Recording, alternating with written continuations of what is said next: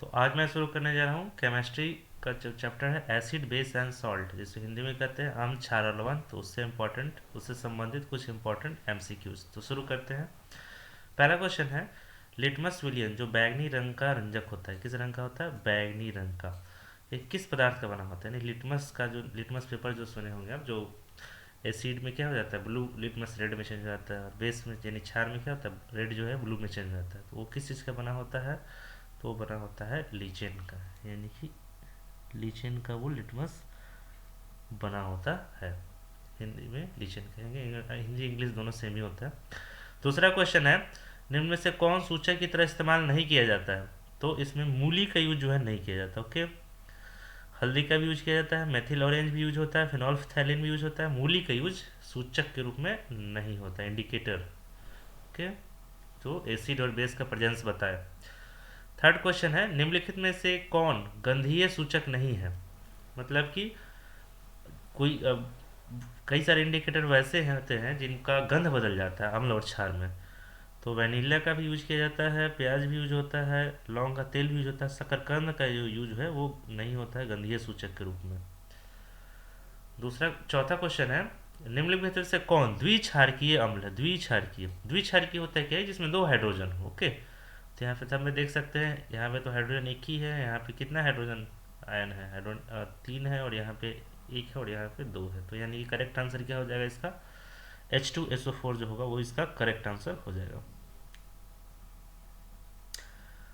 Fifth number question में potash alum होते हैं, तो पोटास एलम क्या होते हैं? तो पोटास एलम एक द्विक लवण होते हैं। क्या होते हैं? द्विक लवण होते हैं, क्योंकि पोटास एलम का फॉर्मूला क्या होता है? KAlSO4 का होल ट्वाइस, SO4 का होल ट्वाइस, ये होता है इसका फॉर्मूला। तो देख सकते हैं यहाँ पे सल्फेट कितना है? दो है ना, तो इसलिए इसको क्या कहेंगे? द्विक लवण। पोटेशियम एल्यूमिनियम सल्फेट इसका केमिकल नेम होता है। ओके, सिक्स नंबर क्वेश्चन है, एसिटिक अम्ल एक दुर्बल अम्ल है। एसिटिक अम्ल दुर्बल अम्ल क्यों है? क्योंकि ये कम आयनित होते हैं। ओके, H+ आयन कम मात्रा में ये देता है, इसलिए दुर्बल अम्ल है। क्वेश्चन नंबर 7 है, प्रबल लवण कौन सा है? तो सबसे प्रबल लवण जो होता है वो होता है sodium chloride. Okay, question number 8 है, निम्न में से कौन एक से अधिक अम्लीय लवण बनाएगा? तो एक से अधिक जो अम्लीय लवण बनाता है वो बनाता है H3PO4। ओके, क्वेश्चन नंबर 9 है, एक विलियन किसी नीले लिटमस को लाल रंग में परिवर्तित कर देता है। ध्यान देने वाली बात है, किस नीले लिटमस को किस में बदल देता है? लाल रंग में। तो वो विलियन क्या होता है? उसका विलियन यानी कि वो क्या हो जाता है? अम्लीय होता है। अगर वो अम्लीय है तो उसका पीएच वैल्यू क्या होगा? 7 से कम। तो 7 से कम तो इस चारों में सिर्फ एक ही है, वो है ऑप्शन नंबर डी, जिसका वैल्यू क्या दिया? 6 दिया हुआ है। क्वेश्चन नंबर 10 है, जल के अम्लीय एवं क्षारकीय विलयन किसके कारण विद्युत के सुचालक होते हैं? तो जल के जो अम्लीय और क्षारकीय विलयन होते हैं वो, क्योंकि अम्लीय में कौन सा आयन होता है? H+ आयन, और क्षारकीय में OH- आयन होता है, तो इसी के कारण वो विद्युत के सुचालक होते हैं। ओके, क्वेश्चन नंबर 11 है कि निम्न में से कौन से धातु ठंडे जल से अभिक्रिया कर धातु के हाइड्रोक्साइड बनाएंगे? तो सबसे ज़्यादा अभिक्रियाशील कौन है? सोडियम और पोटेशियम। तो यही दोनों जो है ठंडे जल से ही अभिक्रिया कर लेता है और धातु के ऑक्साइड हाइड्रोक्साइड बनाता है। क्वेश्चन नंबर 12 है, निम्नलिखित में से किस विलयन का उपयोग दीवारों की सफेदी करने के लिए किया जाता है? तो दीवारों की सफेदी में जो यूज होता है वो होता है कैल्शियम हाइड्रोक्साइड। नेक्स्ट क्वेश्चन है कि निम्न में से कौन सा बुझा हुआ चूना है? तो बुझा हुआ चूना कहते हैं CaOH का होल्ट वाइस को ही बुझा हुआ चूना कहते हैं। और कली चूना की बात आएगी तो CaO, इसको क्या कहते हैं हम लोग? कली चूना, कली चूना। ओके, नेक्स्ट क्वेश्चन नंबर 14 है कि लवण Na2CO3 का जलीय विलयन का पीएच है। तो इसका जो पीएच जो होगा वो क्या होगा? 7 से अधिक होगा। क्या होगा? 7 से अधिक, क्योंकि क्षारीय होता है। एसिटिक अम्ल का IUPAC नाम क्या है? तो एसिटिक अम्ल का IUPAC नेम होता है एथेनोइक अम्ल। क्या होता है? एथेनोइक अम्ल। निम्न में से कौन सा आयन लाल लिटमस को नीला कर देता है? तो लाल लिटमस को नीला कौन करता है? लाल लिटमस, यहाँ पे ध्यान देने वाली बात है, लाल लिटमस को नीला, यानी कि वो क्या है? क्षार है। तो क्षार में कौन सा आयन होता है? OH। क्वेश्चन नंबर 17 है, कोई विलयन नीले लिटमस पत्र को लाल कर देता है। यहाँ ध्यान देने वाली बात है कि नीले को क्या कर दे रहा है, लाल। इसका मतलब है को क्या है, अम्ल है, और अम्ल का पीएच मान क्या होता है, 7 से कम। तो करेक्ट आंसर क्या होगा, option number A. Option number A, यानी कि इसमें 5 है ना मान, बाकी में तो सब में 7 या 7 से ज़्यादा ही है। क्वेश्चन नंबर 18 है, ऑक्जेलिक अम्ल का प्राकृतिक स्रोत क्या है। तो ऑक्जेलिक अम्ल किससे मिलता है, टमाटर में मिलेगा, क्योंकि संतरा में सिट्रिक मिलता है, सिरका में क्या मिलता है, एसिटिक, और इमली में क्या मिलता है, टार्टरिक अम्ल। तो ऑक्जेलिक अम्ल किससे मिलेगा, ऑक्जेलिक अम्ल मिलेगा टमाटर में। नेक्स्ट क्वेश्चन है, प्लास्टर ऑफ पेरिस का रासायनिक सूत्र क्या होता है। यह सबसे इंपॉर्टेंट क्वेश्चन है, मोस्ट रिपीटेड क्वेश्चन। तो इसका जो रासायनिक सूत्र होता है CaSO4 into half 1/2 H2O। Litmus विलियन जब ना तो अम्लीय होता है और ना क्षारीय होता है तो किस रंग का होता है। तो ये जो रंग होता है वो होता है बैगनी। कौन सा रंग होता है, बैगनी, जिसको अंग्रेजी में क्या कहते हैं हम लोग, पर्पल कलर। ठीक है, कौन सा कलर, पर्पल। तो पर्पल कलर का होता है जब विलियन क्या हो, ना अम्लीय हो ना क्षारीय हो। ओके, किसी भी उदासीन विलयन का पीएच होता है, तो उदासीन विलयन यानी कि क्या है, वो लवण है, उसका पीएच क्या होता है, 7। निम्नांकित में कौन लवण है। तो लवण इसमें कौन हो जाएगा K2SO4, यही लवण होगा इसमें। ओके, क्योंकि इन दोनों में तो क्या है, OH आयन है ना, तो ये दोनों क्या हो जाएगा, क्षार, और इसमें क्या हो, ये तो इसमें H+ आयन है, तो ये क्या हो जाएगा, अम्ल।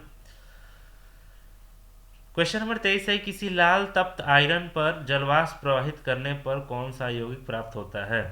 तो वो जो यौगिक प्राप्त होता है वो होता है Fe3O4। Okay, ferric oxide.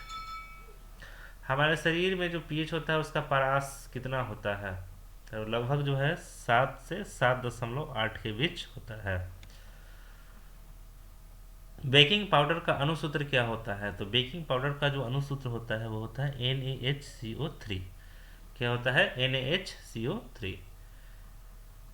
निम्न में से कौन विजातीय यौगिक है। ओके, क्या विजातीय यौगिक, तो विजातीय यौगिक मतलब कि बाकी तीन का कैटेगरी एक ही में होगा, बाकी एक जो होगा डिफरेंट होगा। इसमें करेक्ट आंसर क्या हो जाएगा, प्लास्टर ऑफ पेरिस। क्योंकि चूना पत्थर है तो CaO हो जाएगा फॉर्मूला, खरिया है तो CaCO3, संगमरमर का CaCO3। लेकिन प्लास्टर में क्या होता है, CaSO4 इंटू हाफ H2O। तो इसमें जो डिफरेंट होगा वो कौन हो जाएगा, प्लास्टर ऑफ पेरिस, क्योंकि इसमें जिप्सम का यूज होता है। ओके, निम्न में सेहत का कौन सा क्षारक विलयन मान देता है। यहाँ पे मुझे ये डाउट लग रहा है, ये सेहत नहीं होना चाहिए यहाँ पे, ये गलत है। निम्न में से कौन क्षारक विलयन का मान देता है, ये क्वेश्चन होना चाहिए। तो क्षारक विलयन का मान कौन होगा, 13 होगा, क्योंकि 7 है अगर तो वो क्या हो गया, उदासीन, और 7 से कम है तो अम्लीय। तो ये होना चाहिए करेक्ट आंसर 13।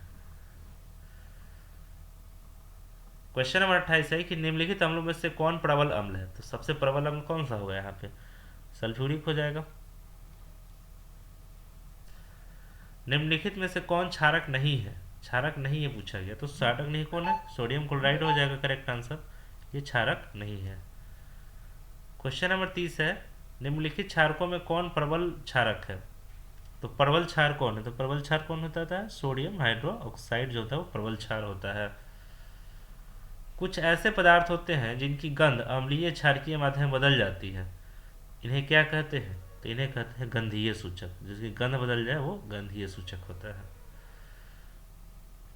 सभी धातु कार्बोनेट एवं हाइड्रोजन कार्बोनेट अम्ल के साथ अभिक्रिया करके क्या बनाते हैं। तो अम्ल के साथ अभिक्रिया के लवण, कार्बन डाइऑक्साइड, जल सभी बनाते हैं। ओके, जैसे यहाँ पे क्या है, धातु कार्बोनेट, तो मैं कोई एग्जांपल ले लेता हूँ, ZnCO3 ले लेता हूँ। ओके, अगर मैं इसको अभिक्रिया करवाऊँ किससे, अम्ल के साथ, चलो HCl से करवा देता हूँ। तो क्या बनता है, जिंक क्लोराइड बनता है, ZnCl2, बैलेंस करने के लिए 2 लगाना होगा, और यहाँ पे क्या बनेगा, H2O प्लस CO2।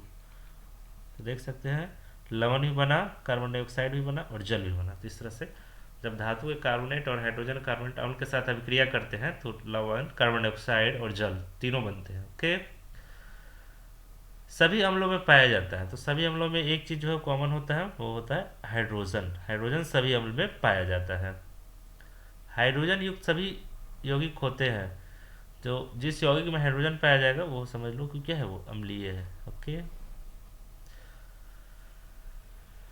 जल में घुलनशील क्षारक के बारे में क्या सत्य है? तो जल में घुलनशील क्षारक के बारे में सत्य है कि क्षार, इसे क्षार कहते हैं, सही बात है। स्वाद में कड़वा होता है, प्राकृतिक संक्षारक होता है, सही है। तो इसमें सभी सही हो जाएगा, ठीक है। पीएच में पी क्या सूचित करता है? तो पीएच में पी पोटेंज और पावर दोनों को बताता है, तो करेक्ट आंसर हो जाएगा सी।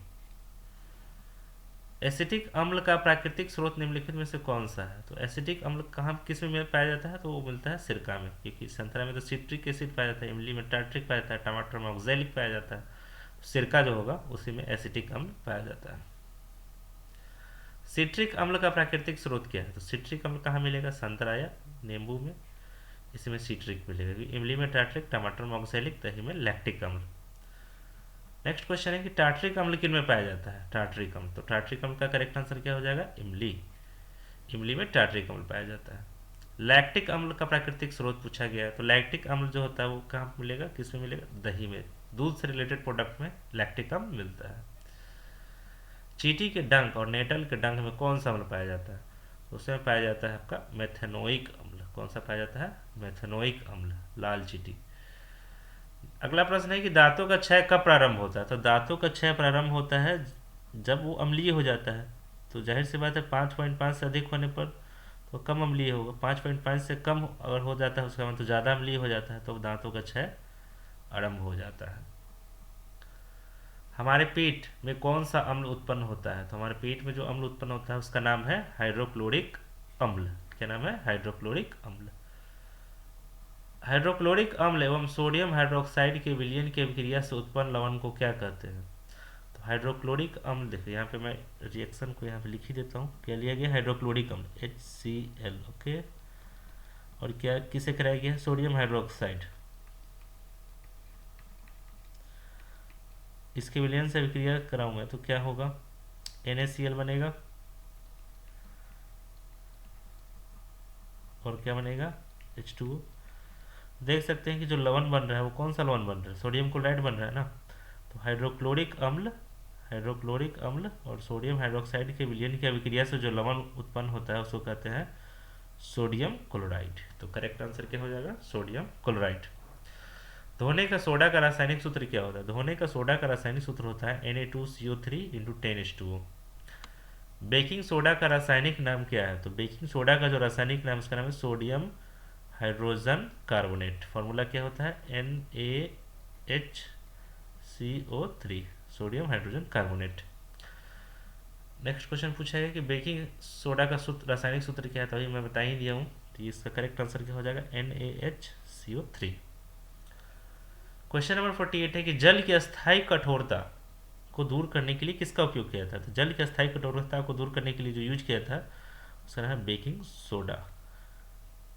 सॉरी मैंने गलत बोल दिया, बेकिंग सोडा नहीं होना चाहिए, धोने का सोडा करेक्ट आंसर होगा, ओके। करेक्ट आंसर क्या हो जाएगा? धोने का सोडा, Na2CO3, ये करेक्ट आंसर होगा। जल की अस्थायी कठोरता को दूर करने के लिए उपयोग किया जाता है। सोडा अम्ल अग्निशामक में किसका उपयोग किया जाता है? तो इसमें जो किया जाता है ना वो किया जाता है खाने का सोडा, यानी सोडियम हाइड्रोजन कार्बोनेट का। अग्निशामक में किया जाता है प्रयोग NaHCO3 यानी कि बेकिंग सोडा का। लेकिन जल की अस्थायी कठोरता को दूर करने के लिए किया जाता है धोने का सोडा यानी कि Na2CO3। नेक्स्ट क्वेश्चन, सल्फेट या अर्धहाइड्रेट या जिसको हेमी हाइड्रेटेड भी कहते हैं उसका अन्य नाम क्या है? तो सल्फेट, अर्धहाइड्रेटेड या हेमी हाइड्रेटेड का नाम जो है वो है, अन्य नाम जो है वो है प्लास्टर ऑफ पेरिस। क्या नाम हो जाएगा इसका correct answer? Plaster of Paris. तो बस आज के लिए इतना ही, मिलते हैं नेक्स्ट वीडियो में, तब तक के लिए बाय।